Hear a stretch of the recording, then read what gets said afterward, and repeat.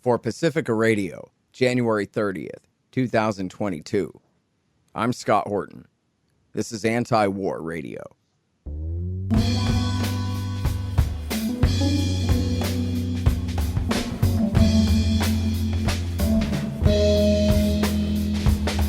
All right, y'all, welcome to the show. It is Antiwar Radio. I'm your host, Scott Horton. I'm editorial director of Antiwar.com and author of Enough Already, Time to End the War on Terrorism. You can find my full interview archive, more than 5,600 of them now, going back to 2003, at scotthorton.org and at youtube.com/Scott Horton Show. All right, introducing today's guest, the great Dave DeCamp, news editor at Antiwar.com. Welcome back to the show. How you doing, sir? Good, Scott. Thanks for having me back on. Very happy to have you here, and there's such important news. I think if we can, we'll try to do half Yemen, half Ukraine today. But let's start with the crisis in Ukraine. What exactly, in your estimation, is the threat of war, and what's behind the hype in the news right now? Well, I mean, that's a good question. I've been saying kind of the whole time that I never thought Russia was going to invade Ukraine. You know, they don't really have an interest in doing that.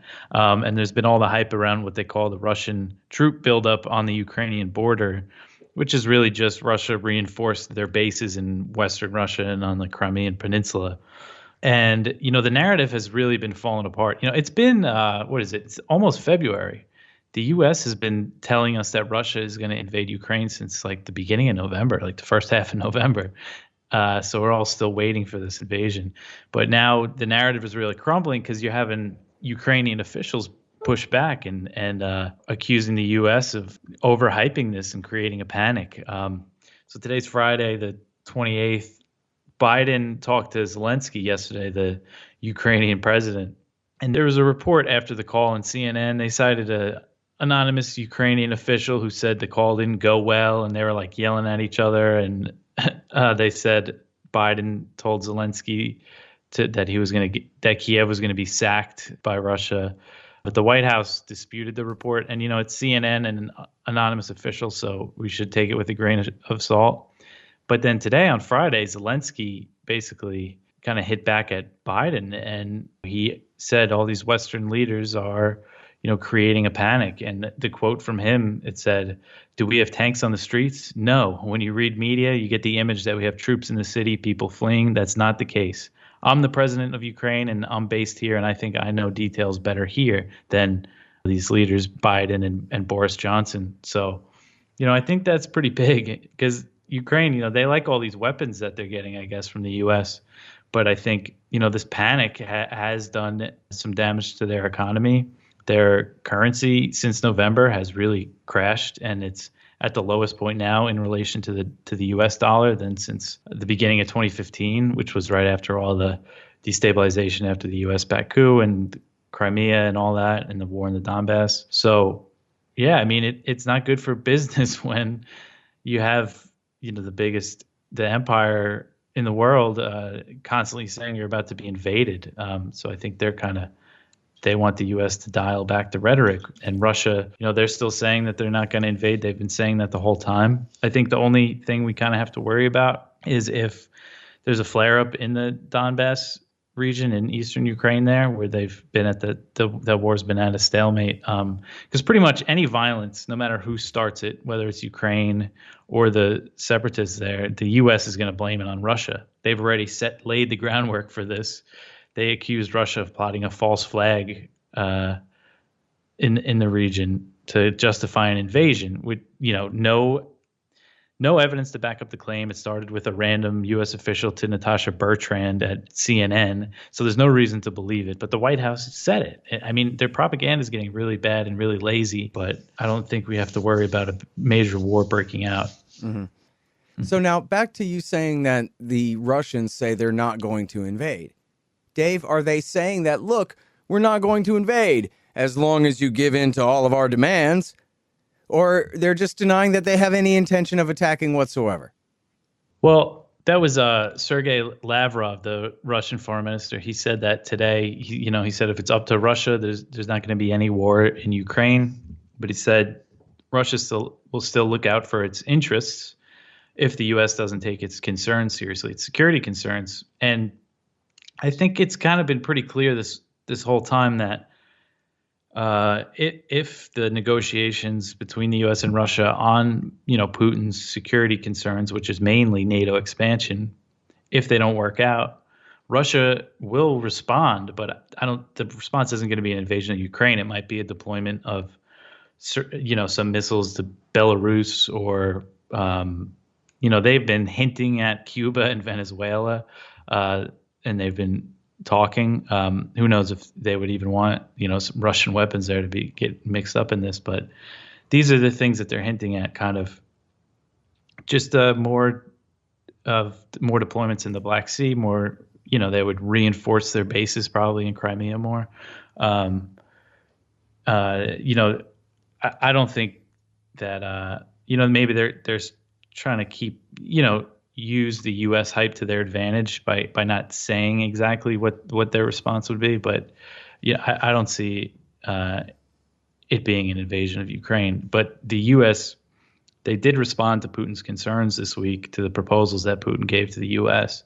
And they pretty much, the document isn't made, it was a written response that the U.S. delivered. And the document hasn't been made public, but the U.S. and NATO have pretty much been clear that they won't change their open door policy. And Russia did say that they're not taking that concern seriously. Mm-hmm.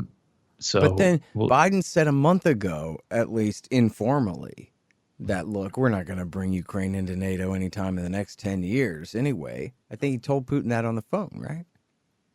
I don't know if he told Putin that on the phone, but he just said it at that crazy press conference that he did. I don't know if you saw that. I think it was like almost 2 hours long. No, I read a little bit about it, but I did not see it.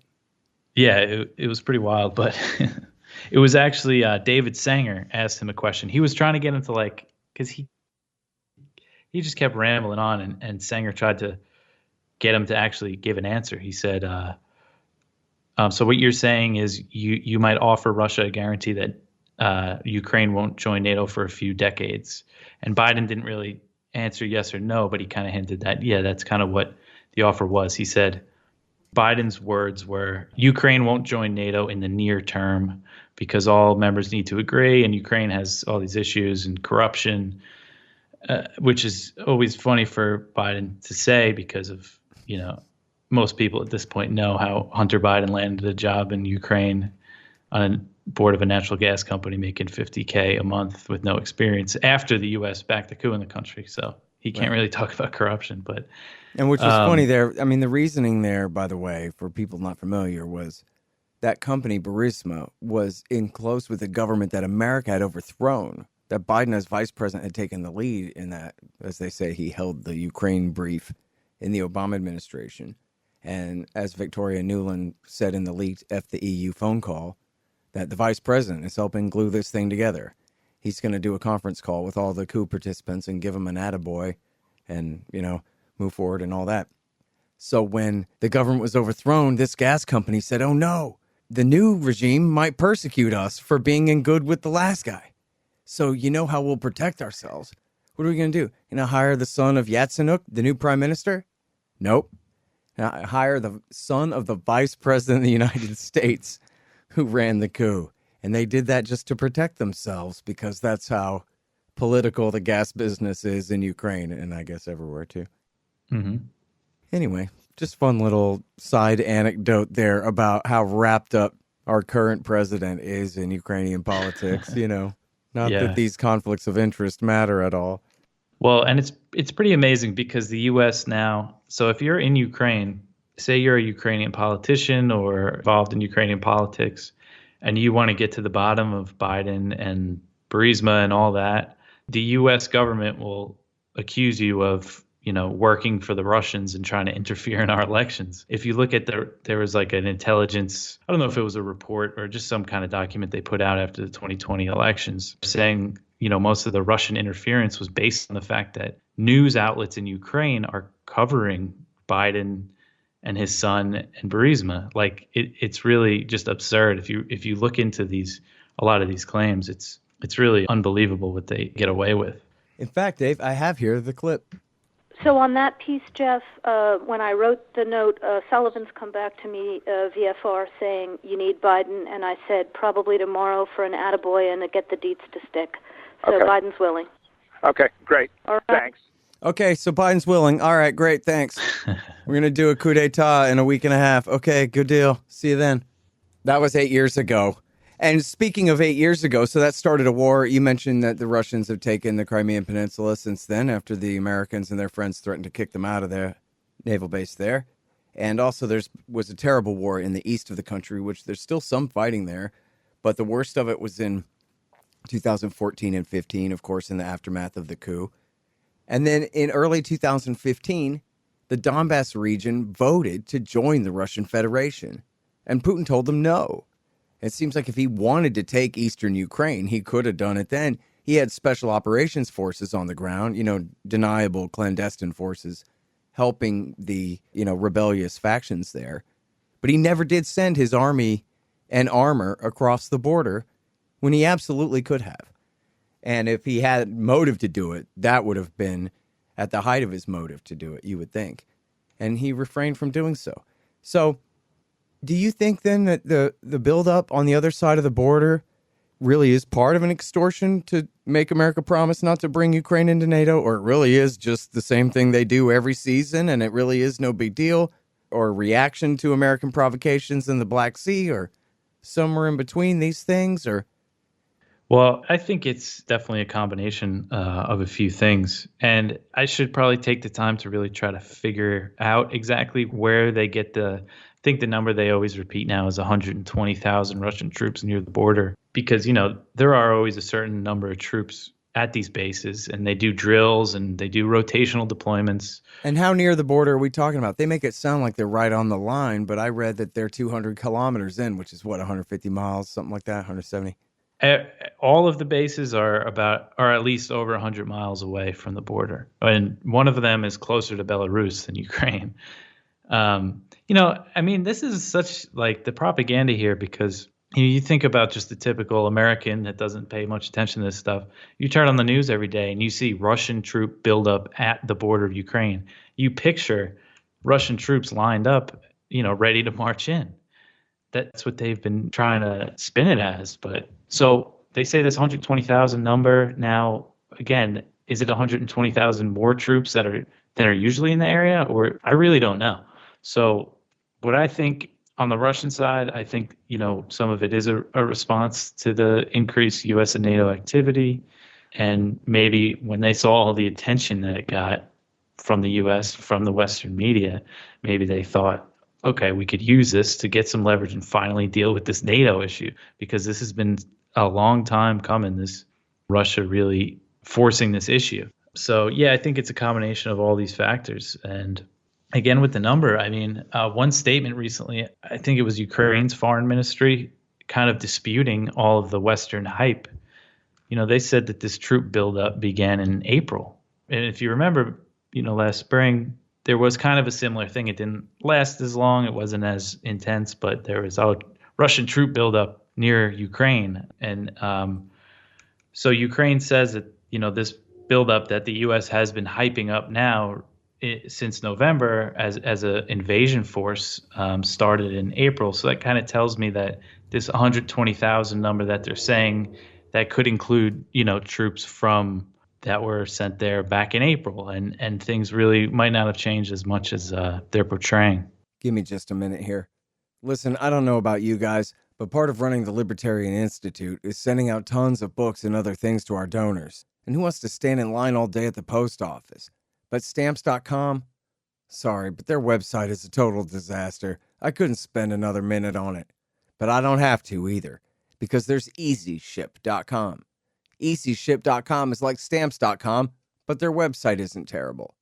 Go to scotthorton.org/EasyShip. Hey, y'all, Scott here. The Libertarian Institute has published a few great books. Mine, Fool's Errand, Enough Already, and The Great Ron Paul. 2 by our executive editor, Sheldon Richman, Coming to Palestine and What Social Animals Owe to Each Other. And of course, No Quarter, The Ravings of William Norman Grigg, our late great co-founder and managing editor at the Institute. Coming very soon in the new year will be the excellent Voluntarist Handbook, edited by Keith Knight, a new collection of my interviews about nuclear weapons, 1 more collection of essays by Will Grigg, and 2 new books about Syria by the great William Van Wagenen and Brad Hoff and his co-author, Zachary Wingard. That's libertarianinstitute.org/books. Now, one thing that's been pretty interesting in all of this, right, is that, as even Biden has indicated, they have no interest in even bringing Ukraine into NATO. And, not in any near term anyway. They haven't. It seems like they're being emotional and saying, well, the Russians are not going to close the door on NATO membership. But they could just close it. That would be fine, right? Yeah, they could. And it does seem like they're just being stubborn. Obviously, they're not going to want to make it seem like they're just giving in to Putin's demands or whatever, but there's no plans to bring Ukraine into NATO anytime soon, within at least 1 decade or a few decades. I mean, that's been said for a while now. Right.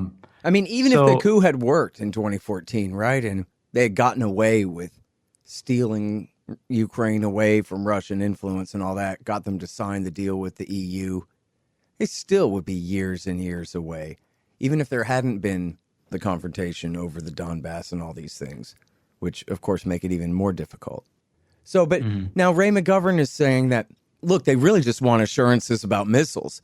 They know they're not going to get in writing that we're not going to bring Ukraine into NATO for, I guess, the same reasons I just said, because that's an emotional issue and makes the Americans look bad or embarrassed or something. They don't want to climb down on that. But to pledge to not put anti-missile missiles into Ukraine, they seem to be willing to do that. And I think you've quoted in some of your pieces at Antiwar.com where that's what the Russian Foreign Ministry is saying, that, yeah, if there's a bright spot here, it's that the Americans are willing to talk about missiles. But I guess my point is that I think what Ray is saying is that that's the whole point here. It ain't NATO. It's the missiles. And so that's how we know that everything's going to be fine here, because Biden's willing to give in on the thing that the Russians are really most interested in. Yeah. Throughout the whole thing, both sides have been saying that they're willing to negotiate this. And I know one thing that Russia wants, they want to kind of bring back the INF treaty that the Trump administration pulled out of, that banned the deployment of short and medium range land-based missiles. And pretty much since that treaty's been torn up, Russia has been kind of trying to preserve it. So, that is some good that could come out of this, maybe a new arms control treaty or a revival of the INF or just an agreement. Yeah, and I mean, Biden said during that press conference, that the issue of us deploying, strategic weapons, as they call them, to Ukraine, like, yeah, we can work with Russia on that, like, no problem, is pretty much what he said. Right. Well, that would be the best case scenario if they just get back in the INF treaty, because, of course, the Americans, and I, hear there's some different experts that the Americans and the Russians both have no intention really in putting medium range missiles back in Europe. They want medium-range missiles for China. Both of them do. And so, they could keep their INF treaty for Europe, get right back in it, and that could really help change the spirit of this whole, kind of crisis as they've ginned it up to be at this point. So, I don't know if Biden's got it in him, but he does have the power to do it if he wants to. That's for sure. Yeah. One thing that isn't a good sign is that during the Trump administration, the U.S. also pulled out of the Open Skies Treaty, which is a mutual surveillance treaty. It allows each side to do unarmed surveillance flights over the other's territory. Kind of at this point with satellites and stuff, it's kind of more symbolic. But when Biden came in, Russia offered to restore the Open Skies Treaty, and Biden administration said no. Wendy Sherman told Lavrov no. Not Lavrov, his deputy, Ryabkov, I think is his name. But so I think that's kind of a bad sign. Yeah, it is. Then again, it's just another thing that they can change their mind on in order to make a new deal if it comes down to it. And there's just no reason to give that up. I mean, no real one. I guess they figured they have the satellite advantage. But the whole point was for the two sides to reassure each other they're not mobilizing for war. In other words, both sides agreeing to give up any advantage they might have of hiding behind their various iron curtains. And instead, that the decision was made that confidence building was better. But anyway, all right, I'm sorry. We got to switch to Yemen because time's running short, and it's also the most important thing in the world, right? America and Russia has the potential to end the importance of all other things. But as it stands right now, we have peace on Ukraine's eastern border there, more or less. But in Yemen, we have an ongoing war, one which seemingly no side involved in is willing to back down from at this point, and one that's now in its almost 7th year. Now, I'm sorry I'm a broken record on this, but I think it's so important. And actually, on the 29th of this month, Saturday, was the 7-year anniversary of the Wall Street Journal story talking about how America had allied with the Houthis, the Shiite faction out of the north of Yemen, that our current Secretary of Defense, then Commander of Central Command, General Lloyd Austin, had allied with these guys and was giving them intelligence to use to kill al-Qaeda in the Arabian Peninsula, the guys that had bombed the coal and had tried to blow up the plane over Detroit and did the Charlie Hebdo attack, etc., etc. And then 2 months later, it's actually not the 7th anniversary of the war, see? It's the 6-year and 10-month anniversary of the war, because it was 2 months later that Barack Obama stabbed the Houthis in the back and committed the high treason of taking al-Qaeda's side against them in alliance with UAE and Saudi Arabia, of course, treason which Donald Trump continued for 4 years straight and that Biden promised to end 1 year ago and then didn't. And here we are. So give us the update on what's going on in the war, Dave. Yeah, I mean, there was just a pretty major flare-up. Well, first off, people should understand that, it's gotten a lot less attention since Biden came in, I guess. But 2021, towards the end, Saudi airstrikes and the battle around Marib really spiked. And I mean, the war was really raging. The Houthis said at least 15,000 of their fighters were killed in Marib, mostly by these Saudi airstrikes. So it's not like this latest thing was... I mean, is that even possible? The Saudis don't have heavy bombers. I mean, Houthis have their men grouped together that closely to be taken out in airstrikes by fighter bombers? That's incredible. Like kind of the end of the summer into the fall, Jason Ditz, he's been staying on top of this stuff. And I mean, just about every day he was writing, He's our other news editor at Antiwar.com. Yeah, yeah. And just about every day he was writing 100 Houthis killed fighting around Marib, another 100 Houthis killed. And these were mostly numbers coming from the Saudi coalition, but then the Houthis eventually said, during the fighting, they lost 15,000 fighters. Yeah. So, massive. And they recently launched an attack on the UAE that hit Abu Dhabi, killed 3 people. I think they were migrant workers at the oil facilities that they hit. And of course, the way these things are with the U.S. media, it's like these attacks come out of nowhere. But the Saudi coalition, the Saudi UAE coalition, I mean, they responded with really heavy airstrikes. And one thing they did was they bombed Hodeidah and they hit a telecommunication building that apparently had, the internet wires that gave most of the country internet. It all kind of stemmed from this place. So that Yemen didn't have internet for about 4 or 5 days. And that airstrike, there was also some children playing soccer nearby, and 3 children were killed in the strike. And then they also bombed a prison in Sana'a, and I think the death toll now is about 87, maybe even higher. And it was, the Saudis before have bombed prisons, and they actually have bombed their own fighters who were detained by the Houthis. But this prison, from what I understand, it was mostly migrants. So just the civilian prison, and the fighting is still going. And one thing that's important is that the UAE backed this group, the Giants Brigade, as they're known. They've been pretty crucial in the battle around Marib against the Houthis, and are the reason why the Houthis have lost some territory recently. So that's probably why they attacked the UAE. And they have been threatening more attacks. They shot another missile at the UAE this week, and the U.S. actually intervened and intercepted it. So, the U.S. is still very much ultimately behind this war, and there's really no end. I don't see really an end in sight right now. Yesterday, Brett McGurk, who's Biden's Middle East advisor on the National Security Council, he just put all the blame on the Houthis. He said that's why there's no ceasefire. But one thing, precondition for the Houthis before they enter talks for a ceasefire is that the Saudis lift the blockade on Yemen that's been imposed since 2015, and they just refuse to do it as long as they have the U.S. support to do it, because the Biden administration has outright lied and said that there's no blockade on Yemen, even as the Saudis are blocking ships from docking in Hodeidah, which they're still doing. So in order for this to end, the U.S. needs to pressure the Saudis to end it, and they could, but it doesn't seem like they're interested in it. Yeah. And, as many casualties as the Houthis may have taken in the fight over Marib lately and some of those other cities to the southeast of there, their hold on Sana'a is not in question and has not been the entire 7 years of this war so far.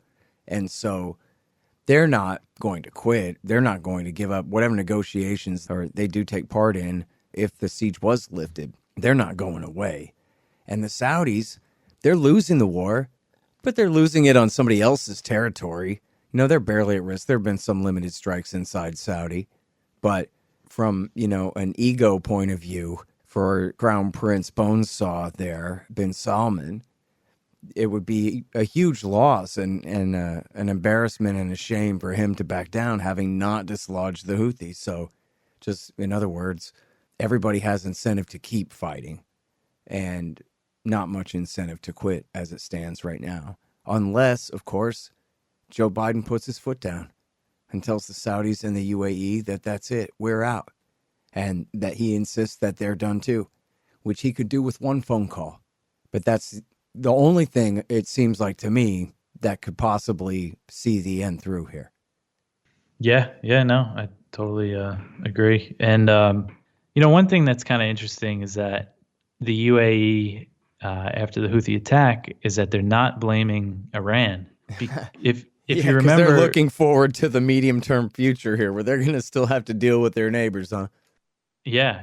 If you look back, it was in 2019, the Houthis that carried out a big attack on Saudi oil infrastructure. And, it was Iran. Everybody blaming Iran because at the time, I guess it fit the narrative for the Saudis, for the Trump administration. So it's kind of just interesting because where they hit in Abu Dhabi, it's further than the targets in Saudi Arabia. Because that was the whole talking point was, Houthi drones can't reach this far into Saudi Arabia, even though they have before that attack. So it's just interesting because the UAE, they've been in talks with Iran recently, and so is Saudi Arabia.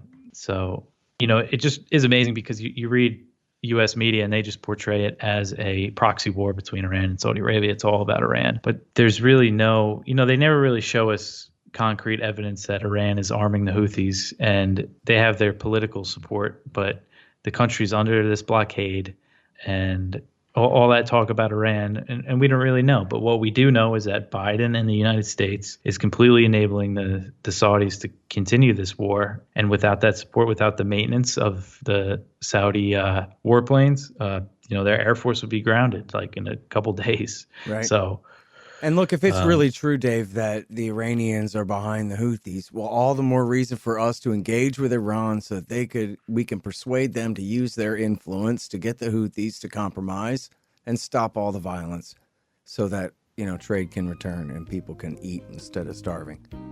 Mm-hmm. But that's too much to ask, I guess.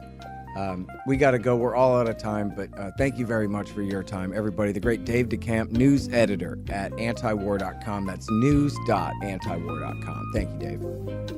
Thanks, Scott. And that's it for Anti-War Radio for this morning. I'm your host, Scott Horton. I'm here every Sunday morning from 8:30 to 9 on KPFK 90.7 FM in LA.